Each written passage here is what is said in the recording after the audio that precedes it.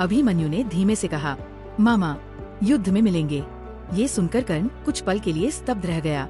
महाभारत के कुरुक्षेत्र युद्ध का सबसे दर्दनाक पल, जब 16 वर्षीय अभिमन्यु अकेला चक्रव्यूह के बीच फंसा था, चारों तरफ शत्रु, और आखिरकार जब वो जमीन पर गिरा, तब कर्ण ने उसके कान में कुछ कहा।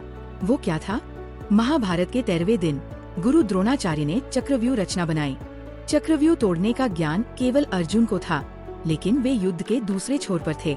युवा अभिमन्यु को केवल प्रवेश का ज्ञान था, निकलने का नहीं। धर्म के लिए, पांडव सेना के सम्मान के लिए वो अकेला घुस गया। भीम, युधिष्ठिर, नकुल, सहदेव पीछे से फंसा दिए गए। अभिमन्यु अकेला पड़ गया। एक एक करके दुर्योधन, दुशासन, शकुनी, कर्ण और अश्वत्थामा ने उसे घेर लिया। नियम था, एक समय में एक योद्धा, लेकिन यहाँ सबने मिलकर उस पर वार किया। धनुष टूटा, रथ नष्ट हुआ, आखिर में वह गदा लेकर लड़ा। दुर्योधन के पुत्र लक्ष्मण को गदा से मार गिराया, जिससे कौरव और भड़क गए।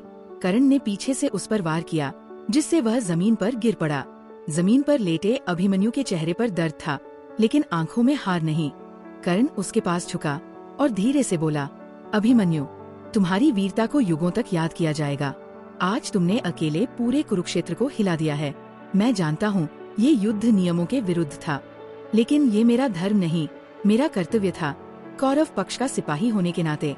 कहा जाता है, कर्ण ने एक और बात कही, जब समय बदलेगा तब तुम्हारे पिता अर्जुन मुझे भी इसी धरती पर लिटा देंगे, और तब मैं तुम्हारे पास आऊंगा। अभिमन्यु मुस्कुराया। उसकी सांसें थम रही थी, लेकिन उसकी नजरें अब भी दृढ़ थी। उसने धीमे से कहा, मामा, युद्ध में मिलेंगे। क्योंकि कर्ण और अर्जुन सौतेले भाई थे, यानी कर्ण उसके मामा थे।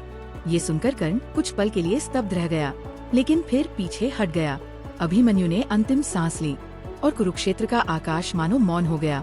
आज भी जब महाभारत का जिक्र होता है, अभिमन्यु की वीरता और कर्ण के वो अंतिम शब्द इतिहास के पन्नों में सुनाई देते हैं, क्योंकि कभी कभी दुश्मन के दिल में भी योद्धा के लिए सम्मान होता है।